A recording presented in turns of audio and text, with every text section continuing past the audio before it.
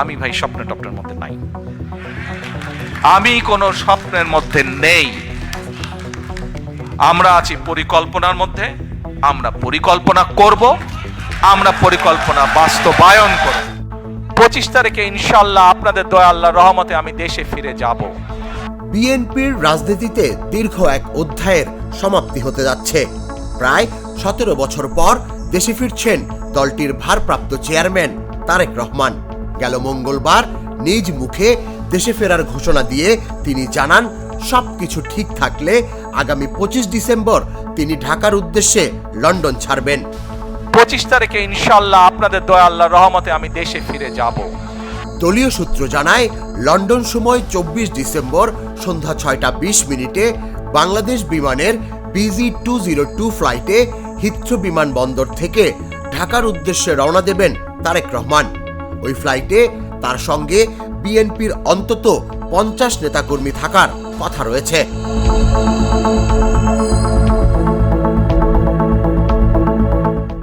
বাংলাদেশ সময় 25 ডিসেম্বর সকালে তিনি ঢাকার মাটিতে পা রাখতে পারেন।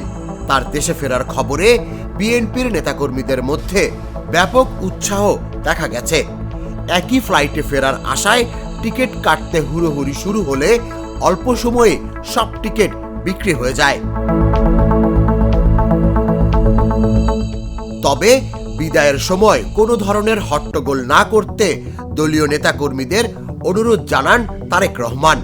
যুক্তরাজ্য বিএনপি আয়োজিত বিজয় দিবসের আলোচনা সভায় তিনি বলেন, বিমানবন্দরে ভিড় করলে দেশের ও দলের সুনাম ক্ষুণ্ণ হতে পারে, তাই সবাইকে দায়িত্বশীল আচরণের আহ্বান জানান তিনি। দয়া করে কেউ আপনারা এয়ারপোর্টে যাবেন না আপনারা, কারণ এয়ারপোর্টে গেলে একটি হট্টগোল তৈরি হবে এবং মানুষ জানবে যে এরা সব বাংলাদেশি এবং দেশের সুনাম নষ্ট হবে। এদিকে তার দেশে ফেরাকে ঘিরে গুলশানের বাসভবন ও অফিসের সংস্কার কাজ প্রায় সম্পন্ন হয়েছে।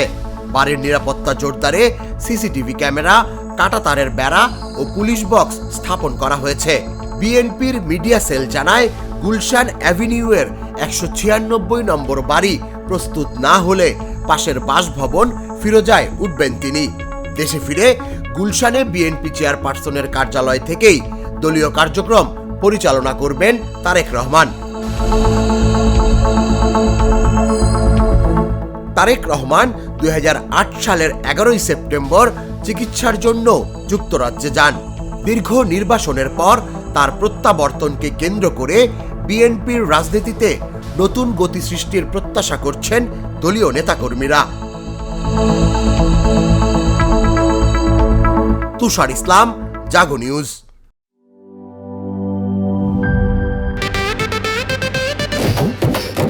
একটা ড্রিঙ্কও আমারে দিবা?